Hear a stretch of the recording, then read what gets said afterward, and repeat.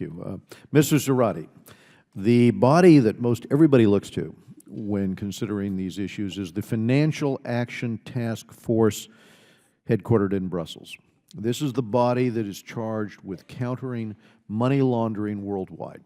And they have been quite emphatic in their warnings on Iran, calling it a high-risk jurisdiction. As a matter of fact, 2 months ago,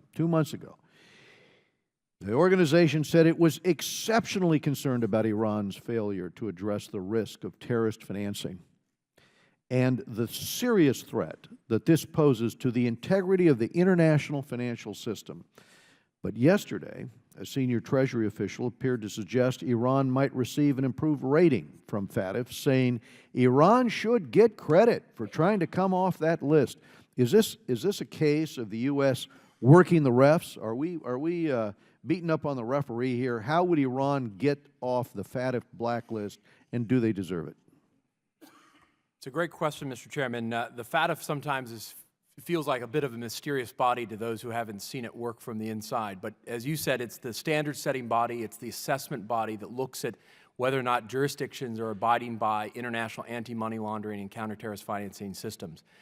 That is a technical body. And in being a technical body, they look at the formulaic responses and activities of governments, whether or not they've passed anti-terrorist financing laws, whether or not they have suspicious activity reporting requirements for their financial institutions, whether or not they have regulatory bodies that are inspecting compliance systems, et cetera. So there's a very technical dimension to this. Iran has been recalcitrant across the board. They have not engaged the FATF. They obviously don't have these kinds of laws and practices, and they clearly are a state sponsor of terror. So this is precisely why FATF for a number of years has held them to be a jurisdiction of high risk and has called on jurisdictions around the world to inform their financial institutions that Iran is highly suspect. What Iran has figured out, though, Mr. Chairman, is that this is a body that can be engaged with and is open to being engaged with. And we should, I think, be open to that as well. But the challenge here is, what reforms are we asking of Iran? Are they simply paper reforms that are not meaningful and don't address the real risks behind what Iran is doing?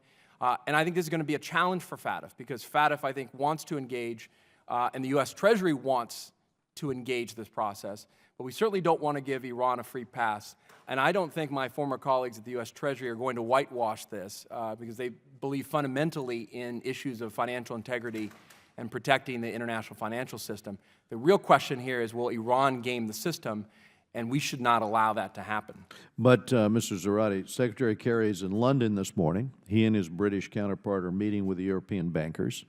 There's a piece in the Financial Times about how the bankers are pushing back, how the British major institutions saying we don't want to invest there in Iran. They spoke of bridging a gap between the political intention of the agreement and how the banks are reacting. And Secretary Kerry noted that as long as banks do their normal due diligence and know who they're dealing with, then there won't be issues. But isn't the point of the international warnings on Iran and the Treasury's designation of the entire country as a jurisdiction of primary money laundering concern, unquote, isn't that sending the message that due diligence can't even be done in this environment because of the corruption inside of the country and the system? The IRGC is nationalized. Most of the major businesses, they're in the hands of the Iranian Revolutionary Guard Corps. Mr. Chairman, you have it exactly right. And this is the fundamental tension in the JCPOA, which is an agreement in which we've promised the reintegration of Iran into the global financial and commercial system without demanding the change in the underlying conduct that has been the basis of their financial isolation.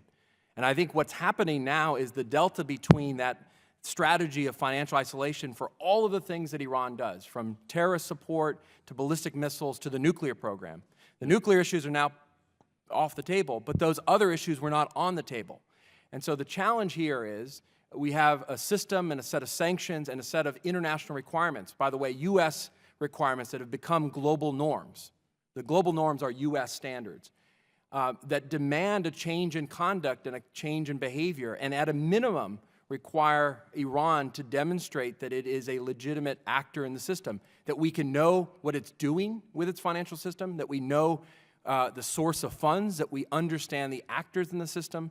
In fact, the Treasury just this past week in the wake of the Panama Papers has put out new regulations about customer due diligence, which heightens the standards around beneficial ownership and what we should know about with whom we're transacting and what we're transacting in.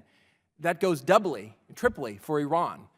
And so I haven't seen the full remarks of the Secretary, but I would say that it's a bit dangerous to suggest that all you have to do is engage in normal due diligence when talking about Iran, its behavior, and its history of using its financial and economic system for all of the nefarious conduct that they've been sanctioned for. Well, let me go to Mr. Dubowitz for a short answer here, too, because I mentioned in my opening statement that we've had some success for now in pushing back on the administration's plans to allow Iran access to the U.S. dollar.